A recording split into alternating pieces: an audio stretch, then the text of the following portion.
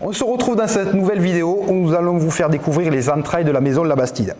Comme mes deux charmantes collègues vous l'ont déjà très certainement dit juste avant, je ne suis spécialiste en rien du tout. Par contre, je suis malin, c'est pour ça que je vais me faire aider dans cette vidéo par notre spécialiste en vinification, Michel. Salut Michel.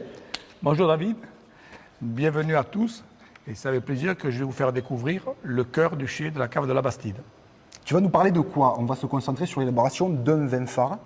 On va se concentrer sur l'élaboration du blanc sec perlé qui a été créé en 1957, ici même à la cave de la Bastide.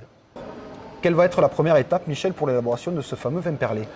Une fois que le viticulteur arrive ici avec sa vendange, il passe au poste avancé, donc c'est un poste de qualité.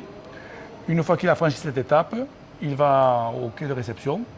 Du quai de réception, c'est acheminé vers les pressoirs. Donc il va venir vider ses raisins dans les conquets de réception. Dans les conquets de réception, d'accord, et à partir pompés de là, dans les pressoirs. Oui. Et une fois qu'ils sont dans les pressoirs, on sélectionne les premiers jus de goutte par rapport aux jus de presse. D'accord, donc les jus de goutte, on va les retrouver où par la suite? Les jus de goutte, c'est ceux qui vont faire le perlé. Les jus de presse sont dégustés et après dégustation, on voit si on les assemble ou si on ne les assemble pas avec le jus de goutte.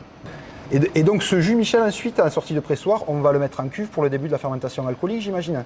Voilà, donc il est pompé dans la cuve où après on va suivre l'évolution et sa fermentation. D'accord, et donc la fermentation alcoolique, grosso modo, est-ce que tu peux nous expliquer ce procédé? La fermentation alcoolique, c'est la transformation du sucre en alcool. Donc on fait fermenter à basse température pour extraire le plus d'arômes. Donc on vinifie entre 16 et 18 degrés. Et la fermentation peut durer entre une semaine et une dizaine de jours pour les blancs. Et donc pour le perlé plus particulièrement, combien de temps elle va durer à peu près cette fermentation?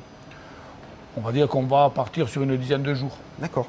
Et une fois que la fermentation est terminée, donc on soutire le vin, c'est-à-dire qu'on pompe le vin de la cuve de fermentation dans une cuve de réception, où il va séjourner pendant quelques mois.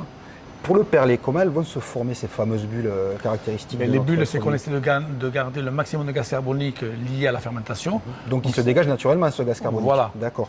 Et donc le vin, c'est pour ça qu'on fait fermenter à basse température et qu'on conserve à basse température pour conserver toutes ces perles qui font la spécificité de ce produit.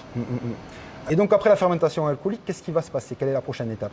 Après la fermentation alcoolique, donc le vin est soutiré dans une autre cuve et il va rester en élevage pendant 2 ou 3 mois et il va être mis après en bouteille, tout simplement. D'accord. Et il est donc temps pour nous de nous retrouver sur la passerelle avec la ravissante Sylvie pour la mise en bouteille. Merci beaucoup Michel pour ton savoir-faire et tes explications. Merci à toi.